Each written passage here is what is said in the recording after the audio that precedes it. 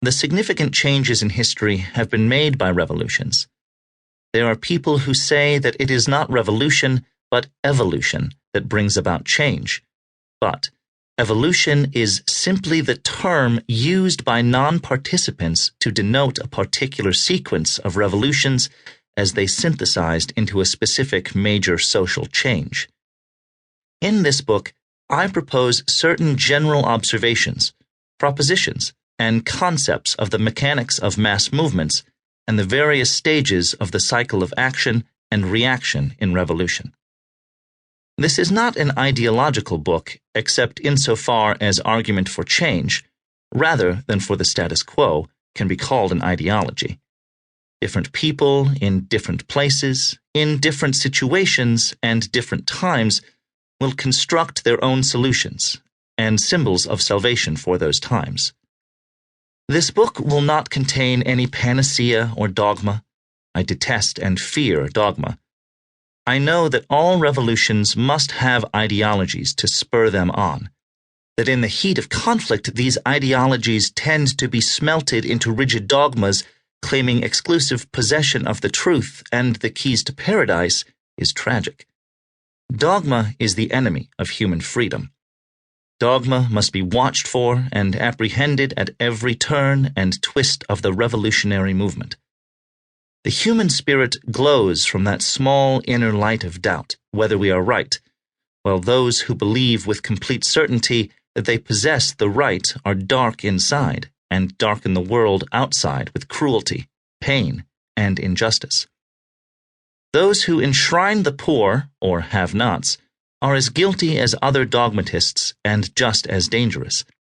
To diminish the danger that ideology will deteriorate into dogma, and to protect the free, open, questing, and creative mind of man, as well as to allow for change, no ideology should be more specific than that of America's founding fathers, for the general welfare.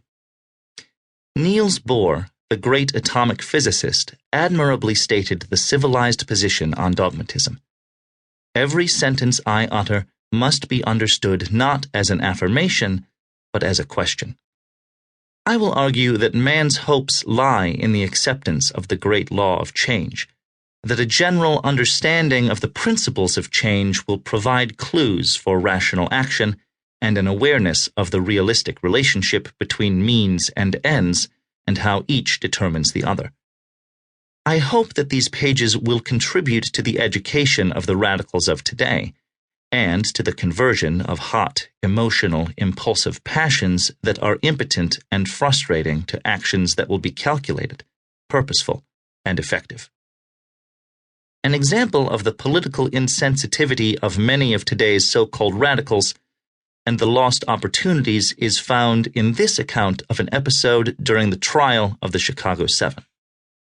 Over the weekend, some 150 lawyers from all parts of the country had gathered in Chicago to picket the federal building in protest against Judge Hoffman's arrest of the 4 lawyers.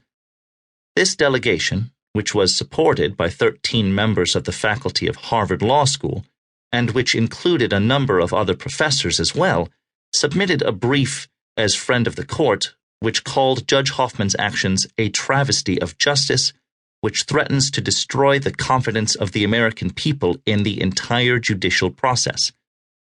By 10 o'clock, the angry lawyers had begun to march around the federal building, where they were joined by hundreds of student radicals, several Black Panthers, and 100 or more blue-helmeted Chicago police. Shortly before noon, about 40 of the picketing lawyers carried their signs into the lobby of the federal building, despite the notice posted on the glass wall beside the entrance, and signed by Judge Campbell, forbidding such demonstrations within the building. Hardly had the lawyers entered, however, than Judge Campbell himself descended to the lobby, dressed in his black robes,